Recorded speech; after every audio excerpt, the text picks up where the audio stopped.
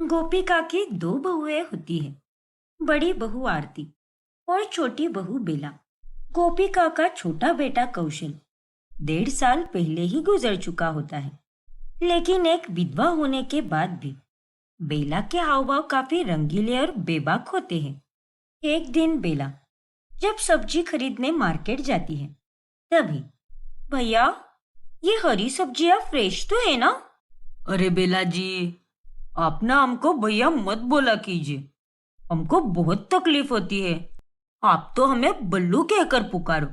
सच में मजा ही आ जाएगा, कसम पैदा करने वाले की। अच्छा जी, ऐसी बात है क्या? आप तो बड़े ही बदमाश हो बल्लू जी। हाय। अच्छा चलिए, अब ये नौटंकी बंद कीजिए और बताइए, ये सब्जियां फ्रेश तो है ना? सवाल ही नहीं उठता बेला जी। आपके लिए मैंने फ्रेशम फ्रेश सब्जियां लाई है, क्योंकि आप जब ये फ्रेश सब्जियां खाओगी तभी तो आपके गोरे गोरे मुखड़े से ये मोहल्ला खिल उठेगा। क्यों बेला जी, सही कहा ना? हाँ बल्लू जी, आपने तो एकदम सही कहा। अब क्या करूं, मैं तो हूँ ही ऐसी, जिधर भी जाती हूँ उधर आग लगा देती हूँ। एकदम सही कहा बेला जी।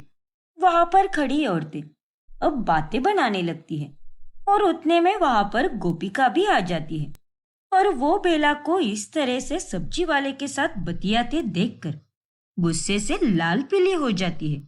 वैसे बल्लू जी, आप यहाँ सब्जियां बेचने आते हो या फिर मुझसे फ्लर्ट करने? मुझे तो आपकी घरवाली से शिकायत करनी पड़ेगी। काश बेला जी, काश आप ही मेरी घरवाली होती तो क्या आलम होता। तुम्हारे सपनों में। चलो, अब जल्दी से सब्जियां दो मुझे। अरे ओ लप्पू सी शक्ल वाले नालायक आदमी, मेरी बहू के साथ ऐसे बात करेगा तू? रुक, तेरी तो आज खैर नहीं। फिर गोपिका अपनी चप्पल उतारकर उस सब्जी वाले बल्लू की खूब कुटाई करती है और वो उसे कहीं का नहीं छोड़ती। फिर उसके बाद में वो सबके सामने बेला को भी थप्पड़ मारती है। माँ जी, आपका दिमाग खराब हो गया है क्या? ये सब आप क्या कर रही हो? तू घर चल, तभी तुझे बताती हूँ। चल घर पर। लेकिन माँ जी, गोपिका बेला का हाथ पकड़कर उसे खींचते हुए अपने घर लेकर जाती है, जहाँ पर जेठ अविनाश और जेठानी आरती मौजूद होती है। माँ जी, ये आपने अच्छा नहीं किया। आपने मुझे सबके सामने मारकर मेरी इज्जत की धज्जियां उड़ाई है। वो औरतें किस तरह से हंस रही थी मुझ पर, और आप तो बस मेरी धुलाई ही करते जा रही थी। हाँ तो क्या तेरा सत्कार करूं या फिर तुझे नोटों का हार पहनाऊं? बेशरम बेहया। अरे मैंने कोई तेरी इज्जत की धज्जियां नहीं उड़ाई। अरे तूने खुद ने ही सबके सामने अपनी और हम सबकी नाक कटवाई है। और क्या जरूरत है तुम्हें, जो तुम हर आदमी के साथ मजाक मस्ती करती रहती हो?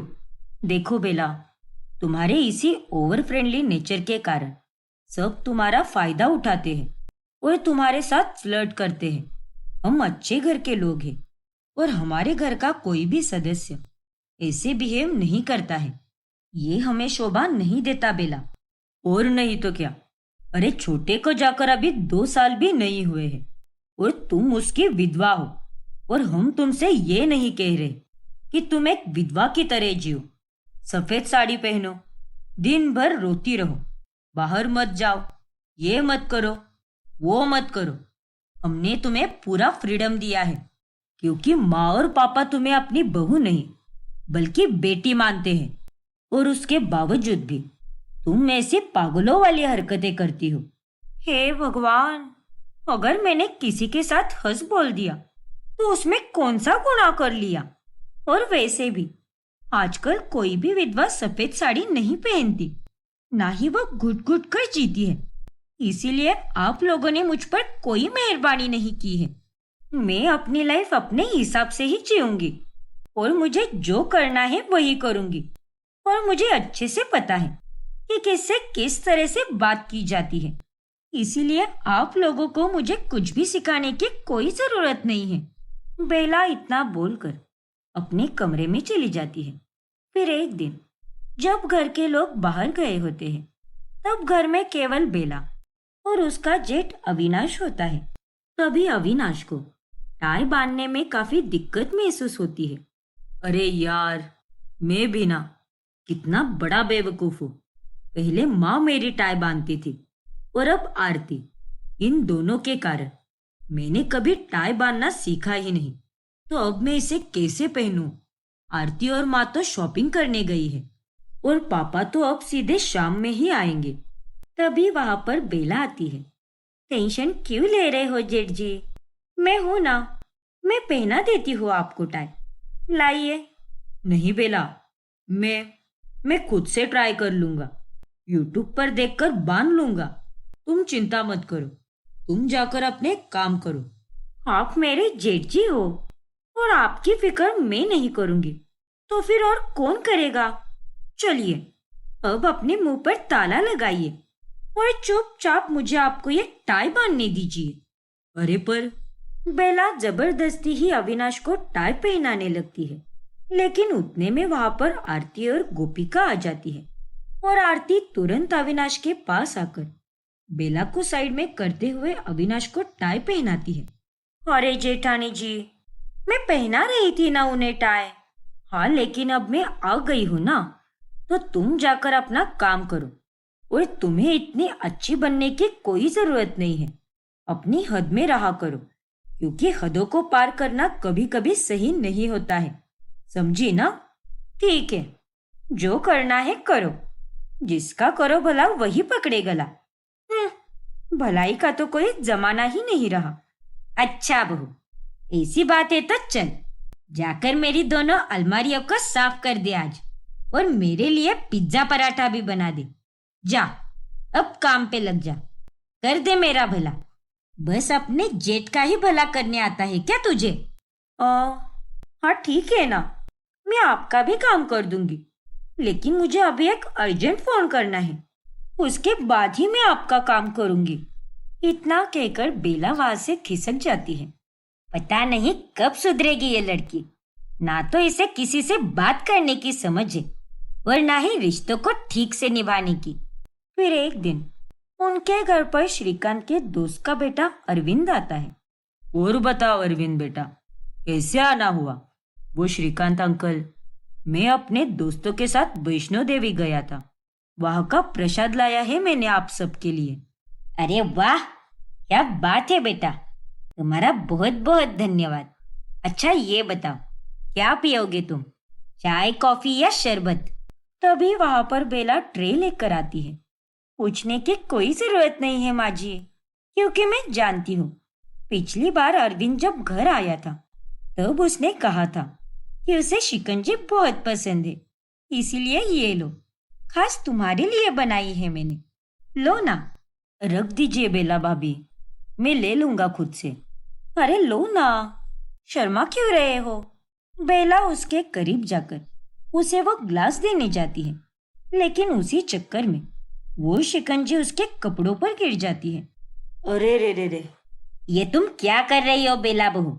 देखा ना, उसकी तो पूरी पैंट खराब हो गई। कोई बात नहीं आंटी, मैं अभी वॉशरूम में जाकर साफ करके आता हूँ। सॉरी हो अरविंद, तुम एक काम करो, मेरे साथ चलो, मैं तुम्हें वॉशरूम तक लेकर जाती हूँ।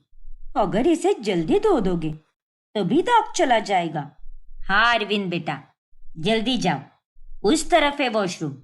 अरे माँ जी, आप उसकी फिक्र मत कीजिए, मैं इसे लेकर जाती हूँ।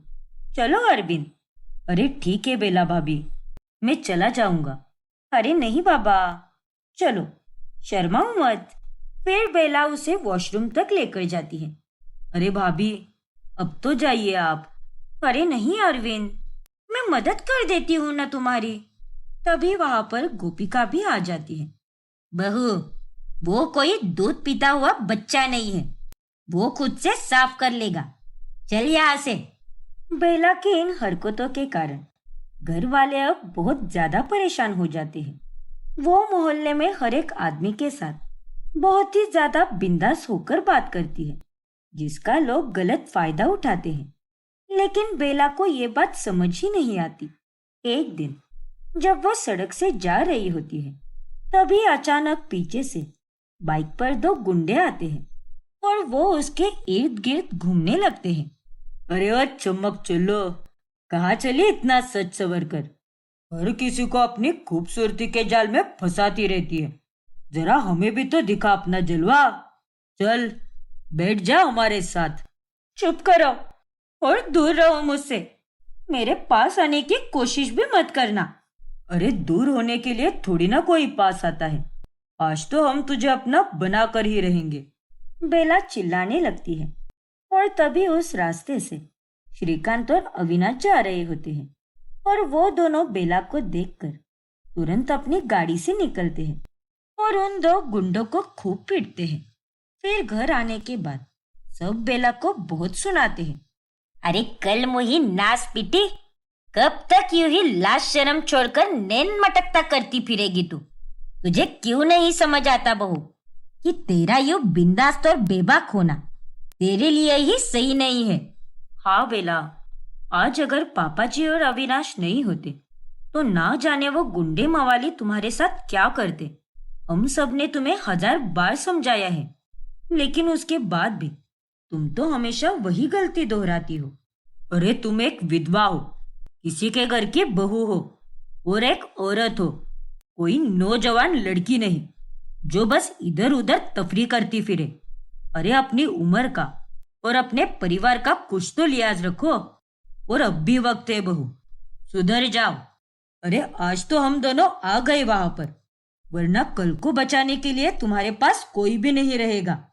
आपने सही कहा पापा जी, मेरी ही गलती है, मुझे माफ कर दीजिए। आज तो मैं बहुत घबरा गई थी, लेकिन अब मुझे समझ आ गया है कि मुझे कैसे रहना चाहिए और कैसे नहीं। आप सबने मुझे अपनी बेटी की तरह माना है, तो मैं भी आप सबके प्यार और स्नेह की इज्जत करूंगी और अब से किसी का भी नाम बदनाम नहीं करूंगी। हर जगह पर लिहाज और तरीके से पेश आऊंगी। बेला की बातें सुनकर सभी घर वाले उसे माफ कर देते हैं, लेकिन अगले ही दिन उनके यहाँ पर एक नया पड़ोसी रहने आता है। हेलो, मैं आपका नया पड़ोसी हूँ। वो मुझे काम वाली बाई की जरूरत है, तो आपके पहचान में कोई काम वाली बाई हो तो मुझे बता देना। हाँ है ना, मैं आपको उसका नंबर शेयर कर देती हूँ, ये लीजिए। Thank you so much. और मैं उसे शाम को आपके घर पर लेकर आती हूँ। और आपको और कोई मदद चाहिए तो मुझे बता देना, शर्माने की कोई जरूरत नहीं है। जी जी, थैंक यू सो मच। मुझे तो बस इतनी ही मदद चाहिए थी। अरे शर्माइए मत, बिंदास बोलिए, मैं आपकी कोई भी मदद कर सकती हूँ। वैसे आप अकेले रहते हो क्या? मैं जब भी कोई अच्छा खाना बनाऊंगी तब आपको लाकर दिया करूंगी। अब आप हमारे नए पड़ोसी बन गए हैं, तो आपके काम हम नहीं आएंगे तो कौन आएगा?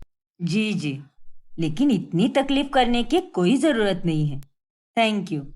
अरे थैंक यू मत बोलिए, पड़ोसी पड़ोसी दोस्त होते हैं और दोस्ती में no sorry and no thank you. Bela फिर से शुरू हो जाती है और ये देखकर उसके घर वाले अपना सिर पकड़ लेते हैं। ये लड़की कभी नहीं सुधरने वाली। मेनका और यशराज दोनों घर में अकेले ही रहते हैं और उनका बेटा प्रणव जॉब के चलते अपनी बीवी रूबी के साथ दूसरे शहर में रहता है। मेनका को सिगरेट पीने की आदत होती है और उसका पति यशराज ही उसे सिगरेट के पैकेट्स ला कर देता है। ये लो मेनका, तुम्हारा दूसरा प्यार, मतलब तुम्हारी सिगरेट। ओए होए होए, क्या बात है। थैंक यू यशराज जी, मेरे सिगरेट्स तक खत्म हो गए थे, जिस कारण मैं बहुत दुखी हो गई थी। अब जाकर मेरी सांस में सांस आई है। लाओ लाओ, अब जल्दी से लाइटर दो मुझे। हाँ मेनका, ये लो। वाह, ओ मेरे सिगरेट, तेरे बिना जिंदगी एकदम फीकी सी है रे। आई लव यू मेरी जान। यशराज और मेनका दोनों भी बुढ़ापे में जवानों की तरह सिगरेट फूंककर रोजाना एंजॉय करते हैं और लाइफ के मजे लेते हैं। लेकिन एक दिन अचानक से प्रणव का कॉल आता है और वो उन दोनों को एक ऐसी खबर देता है जिससे मेनका का मूड ऑफ हो जाता है। क्या? ये तू क्या बोल रहा है प्रणव? तू और बहू दोनों अगले हफ्ते से यहाँ रहने आ रहे हो? लेकिन क्यों बेटा? अरे पापा, मुझे मेरी कंपनी वालों ने फिर से हमारे शहर वाले ब्रांच में शिफ्ट कर दिया है, इसीलिए मैं वापस आ रहा हूँ और वहीं पर आकर काम करूँगा। अच्छा अच्छा, ऐसी बात है क्या? ठीक है बेटा, आ जाओ तुम दोनों। मैं और मेनका तुम्हारा इंतजार करेंगे। जी पापा, मैं तो बहुत खुश हूँ क्योंकि अब हम फिर से एक साथ रहने वाले हैं। रूबी भी बहुत खुश है। रूबी और प्रणव के आने की खबर सुनकर मेनका अपना सर पकड़ लेती है। अरे नहीं, अब तो मेरे वांदे हो जाएंगे। प्रणव और रूबी की गैर मौजूदगी में हम दोनों आराम से घर को खुले मैदान समझकर सिगरेट फूंकते थे, लेकिन अभी जब वो दोनों आ रहे हैं तब हम दोनों फूंकने के लिए कहाँ पर जाएंगे? देखो मेनका, मैं तो सिगरेट के बगैर रह भी लूंगा और थोड़ा सा दुख सह भी लूंगा, लेकिन तुम्हारे लिए ही सबसे बड़ी मुसीबत है क्योंकि तुम सिगरेट तो ऐसे पीती हो जैसे पानी पी रही हो। नहीं यशराज जी, मुझे और मेरे सिगरेट को एक दूसरे से कोई जुदा नहीं कर सकता। घर में नहीं तो बाहर ही सही, लेकिन मैं अपनी खुशी को दांव पर नहीं लगाऊंगी और अपने नशे को जारी रखूंगी, क्योंकि सिगरेट है तो ही जिंदगी है बॉस। फिर कुछ ही दिनों में प्रणव और रूबी दोनों मेनका और यशराज के साथ रहने आते हैं और तभी मेनका बाहर जाकर सिगरेट फूंकने लगती है। एक दिन, माँ जी, ये लीजिए, आपके फेवरेट नूडल्स बनाए हैं आज। आपको ये बहुत पसंद है ना? अरे वाह, चलो अच्छा हुआ बहू जो तू आ गई। तेरे आने से मेरी ड्यूटी अब छूट गई है, वरना तेरे पापा जी तो गंदगी फैलाकर मेरे दिमाग की दही कर देते हैं। हाँ, कुछ भी। अरे तुम ही गंदगी फैलाती रहती हो और इल्जाम मुझ पर लगा रही हो। अरे माँ, ये आपके होठों पर कालापन कैसे आया है? पहले तो ऐसे नहीं थे। इतने महीनों में आप में काफी बदलाव आया है। हाँ माँ जी, आपकी आंखें भी बहुत खराब सी लग रही है। और तो और, आप कितनी पतली भी हो चुकी हो। आप ठीक से खाना नहीं खाती क्या? अब तुझे मैं क्या बताऊं बहू? तेरी सिगरेट पीने वाली सास ने अपने हाथों से ही अपना ये हाल करके लिया है। अरे नहीं बच्चों, ऐसी कोई बात नहीं है। मैं अपनी सेहत पर ठीक से ही ध्यान दे रही हूँ। और ये होठ, वो तो आज मैंने गोला खाया था ना, इसीलिए ऐसा लग रहा है। अच्छा, कोई बात नहीं माँ जी, आप फिक्र मत कीजिए, क्योंकि अब आपकी बहू आ गई है और अब मैं आपको अच्छे से खिला पिला कर फिर से चुस्त दुरुस्त और तंदुरुस्त बना दूंगी। हाँ हाँ, क्यों नहीं बहू। फिर एक दिन रूबी और प्रणव दोनों भी यशराज के कहने पर मंदिर चले जाते हैं और तभी मेनका आराम से घर बैठे बैठे सिगरेट फूंकने लगती है। अब जाके आया मेरे बेचैन दिल को करार। बाहर छुप छुप कर सिगरेट फूंकने से परेशान हो गई थी मैं। शुक्रिया यशराज जी, प्रणव और बहू को मंदिर भेजने के लिए, ताकि मैं आराम से घर में बैठकर सिगरेट फूंक सकूं। हाँ मेनका, लेकिन अब बस भी करो। और कितना सिगरेट फूकोगी? और खिड़की खोलो जल्दी से। ये सिगरेट का धुआं बाहर निकालना होगा। और एयर फ्रेशनर, वो कहाँ पर है? अरे यही कहीं पर होगा, ढूंढ लीजिए ना। तब तक मैं और मेरी तन्हाई हम दोनों को अपना सुकून भरा पल जीने दीजिए। अरे तुम और तुम्हारी ये नौटंकी कभी खत्म नहीं होगी। तुम ना सच्ची में मरवाओगी एक दिन। फिर यशराज रूम में से सिगरेट का धुआं भगाने के लिए एयर फ्रेशनर ढूंढने लगता है, लेकिन उसे वो मिलता ही नहीं। और उतने में घर की बेल बजती है और उसे ना चाहते हुए भी अपने घर का दरवाजा खोलना पड़ता है। तभी प्रणव और रूबी को घर में सिगरेट की बदबू आती है। अरे ये क्या पापा, आप इस उम्र में सिगरेट पी रहे हो और वो भी घर में खुलेआम? क्या पापा? अरे नालायक लड़के, तुझे शर्म नहीं आती क्या? अपने पापा से कोई इस तरह बात करता है क्या? मैंने कोई सिगरेट विगरेट नहीं पी है। लेकिन पापा, फिर घर में इतनी सिगरेट की बदबू कैसे आ रही है? अरे मुझे कैसे पता होगा? पड़ोस से बुआ आ रही होगी, फूक रहा होगा कोई नशेड़ी। और वैसे भी गली मोहल्ले में सारे ऐसे ही लोग भरे हुए हैं। हाँ प्रणव बेटा, तुम्हारे पापा ये सारे सस्ते नशे नहीं कर सकते। मैं उन्हें अच्छे से जानती हूँ। ठीक है माँ, एंड आई एम सॉरी पापा। मैंने आपसे इस तरह से बात की। मुझे आप पर शक नहीं करना चाहिए था। देख बेटा, आइंदा से सोच समझ कर बात करना मेरे साथ। मैं कोई एरा गैरा नट्टू गैरा नहीं हूँ। तेरा बाप हूँ, बाप। फिर ऐसे ही एक दिन जब रूबी घर की सफाई कर रही होती है, तभी उसे मेनका और यशराज के कमरे में एक सिगरेट का पैकेट पड़ा हुआ दिखता है और वो उसे देखकर हैरान रह जाती है। ये देखिए, ये है वो पैकेट जो मुझे सफाई करते समय मिला।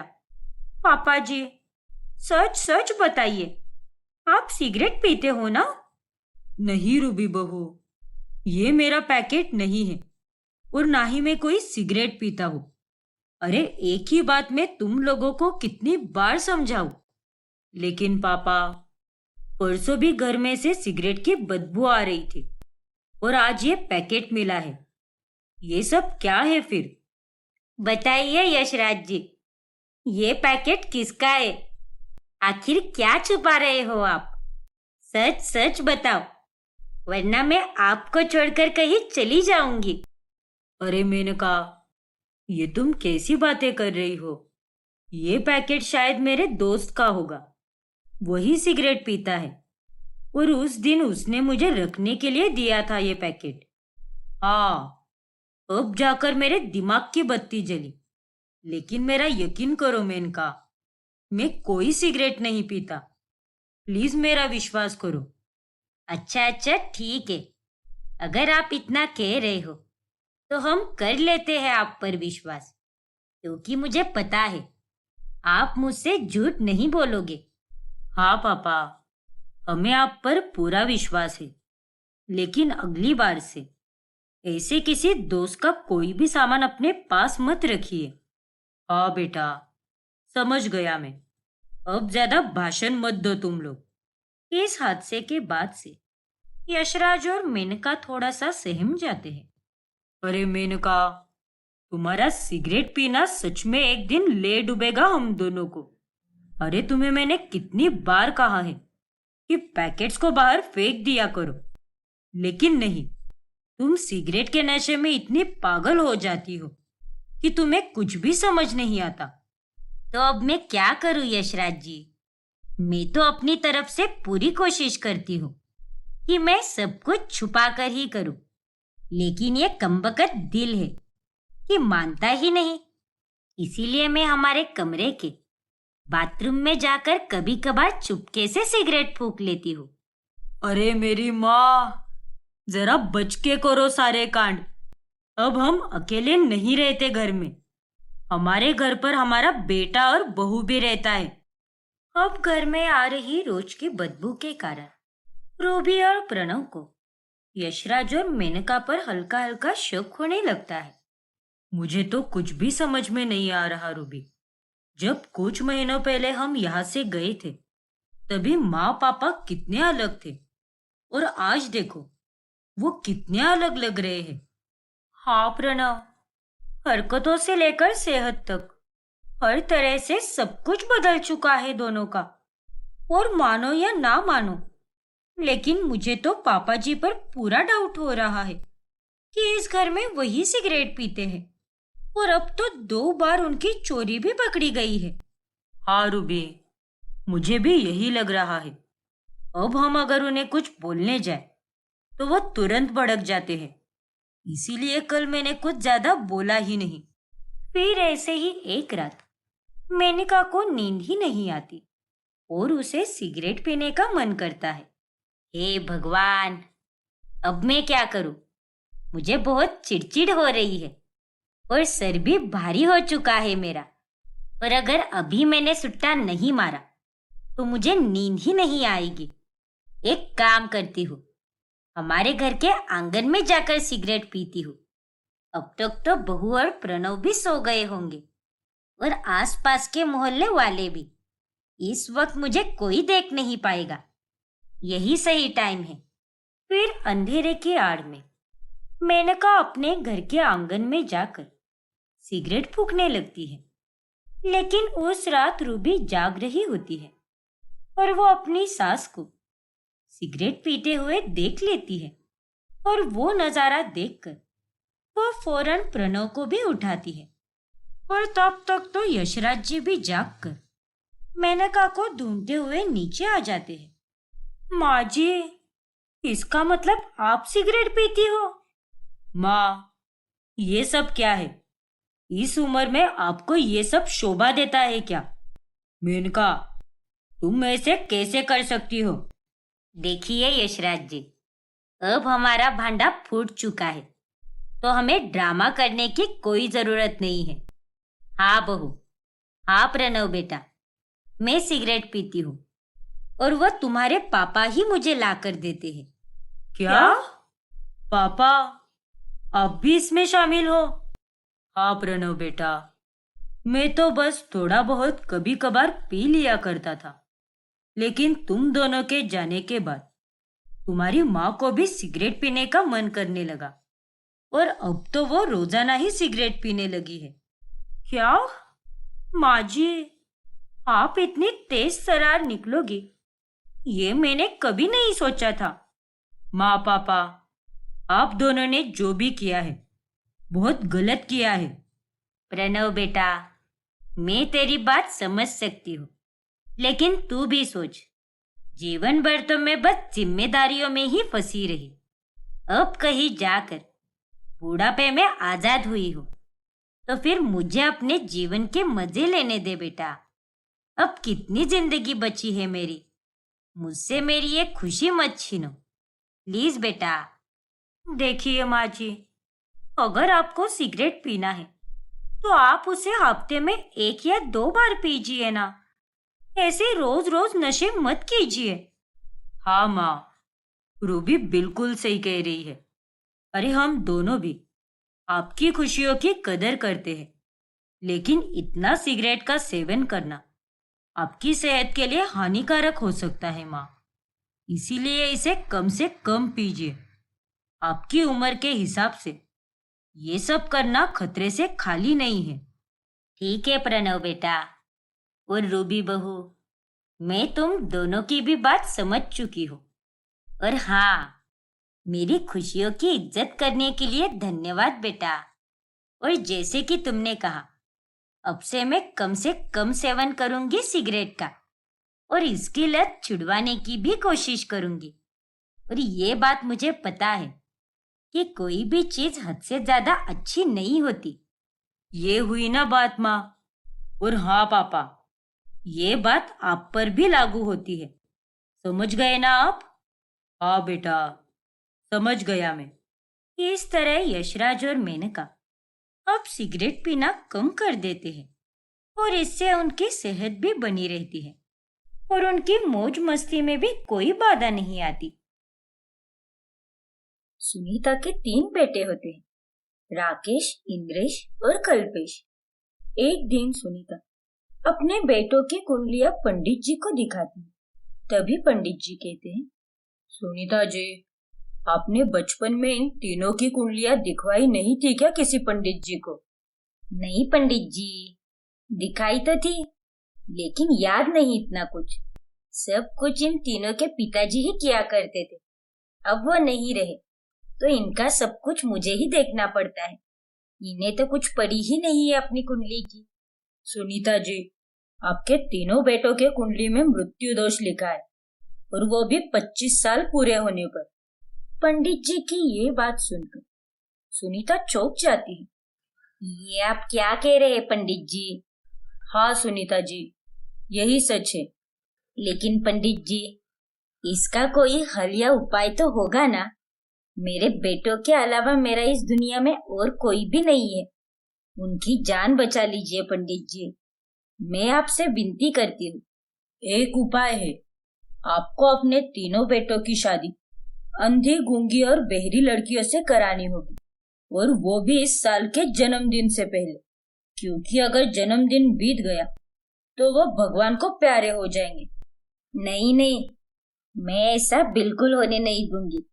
आप ढूंढिए, मैं भी खोज करती हूँ। हम अंधी, गूंगी और बहरी लड़कियों को ढूंढकर ही रहेंगे। अपनी माँ और पंडित जी की ये बातें उनके बेटे को बिल्कुल पसंद नहीं आती। माँ, ये सब आप क्या कह रही हो? शादी कोई मजाक नहीं है। हम तीनों अंधी, गूंगी और बहरी लड़कियों से शादी कैसे करेंगे? हाँ माँ, क्यों हमारे स्वर्ग जैसे जीवन को नर्क बनाने के पीछे पड़ी हो? और सच कहे तो हम तीनों किसी और से प्यार करते हैं। हम तीनों की भी गर्लफ्रेंड्स है, जो बहुत अच्छी लड़कियां हैं। हमें उनसे ही शादी करनी है। बकवास बंद करो अपनी, वरना एक एक को लपट लगाऊंगी। अरे जान है तो जहान है। अगर तुम्हारी जान ही नहीं बचेगी तो क्या तुम अचार डालते बैठने वाली हो अपनी गर्लफ्रेंड्स का? मुझे कुछ नहीं पता, लेकिन तुम तीनों को अंधी, गूंगी और बहरी लड़कियों से शादी करनी ही पड़ेगी। लेकिन माँ, ये सब अंधविश्वास है। तुम चाहे कुछ भी समझो, लेकिन जैसा मैं चाहूंगी वैसा ही होगा। बात खत्म।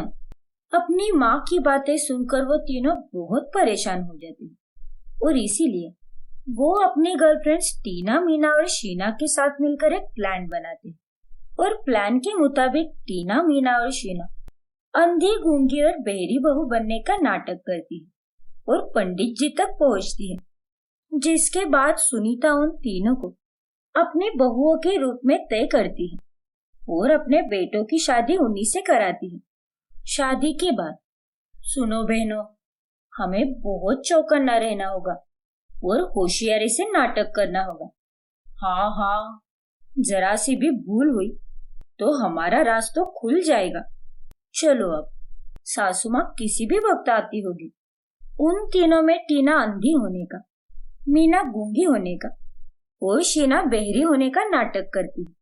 शाम में आलू गोभी की सब्जी और घी वाले फुलके, रायता, अक्खा मसूर की दाल और चावल, और साथ में पापड़ तल देना। और हाँ, अभी पहले जाकर तुम तीनों छत की सफाई कर दो। ठीक है माँ जी। अरे ये क्या? अभी अभी मैंने मीना की आवाज सुनी, जबकि ये तो गूंगी है। तभी अंधी होने का नाटक कर रही टीना बोलती है, अरे माँ जी, आपने मीना की नहीं मेरी आवाज सुनी, और हम तीनों बहनें हैं, इसीलिए आपको कंफ्यूजन हो गया होगा। अच्छा, ऐसी बात है क्या? ठीक है ठीक है। तीनों बाल बाल बच जाती है। अगले दिन सुनीता गलती से बहरी शीना को आवाज लगाती है, शीना बहू। अरे शीना तो बहरी है। अरे टीना बहू, मीना बहू, जल्दी आओ। तभी वहां पर गलती से शीना भी आ जाती है। हाँ बोलिए माँ जी, आपने बुलाया? अरे शीना बहू, तुम्हें मेरी आवाज सुनाई कैसे दी? तुम तो बहरी हो ना? अरे माँ जी, मीना और मैंने इसे अपने साथ लाया है, हमें इसका ज्यादा ध्यान रखना पड़ता है। बहरी है ना, हम दोनों तो फिर भी सुन लेते हैं। और उस वक्त भी तीनों बाल बाल बच जाती है। फिर एक दिन जब सुनीता तीनों बहुओं के लिए साड़ियां लाती है, तभी अंधी होने का नाटक कर रही टीना को लाल की जगह हरे रंग की साड़ी पसंद आती है, और वो तुरंत गलती से कह देती है, माँ जी, मुझे ये लाल नहीं, मीना की हरे रंग वाली साड़ी पसंद आई है, मुझे ये नहीं चाहिए। ओह नो, मीना और शीना जैसे मैंने भी नाटक करने में गड़बड़ कर दी। भगवान जी, अब आप ही बचा लो। ये क्या टीना बहू, तुम तो अंधी हो ना, और अंधी होकर भी तुम्हें लाल और हरा रंग समझ में कैसे आ रहा है? वो माँ जी, दरअसल मैं ना कपड़ों को छूकर ही समझ जाती हूँ कि उसका रंग कौन सा है। आप ये सब छोड़िए ना, चल मीना, माँ जी के लिए चाय बना कर लाते हैं। इतना कहकर टीना बात को घुमा देती है और कुछ दिनों बाद सुनीता के तीनों बेटों का जन्मदिन आता है, जिसे वो लोग धूमधाम से मनाते हैं। लेकिन सुनीता को अपनी 3 बहुओं के अंधी, गूंगी और बहरी होने पर शक होने लगता है। ये मेरी बहुओं का बर्ताव इतना अजीब सा क्यों है? मुझे तो कुछ गड़बड़ लग रही है।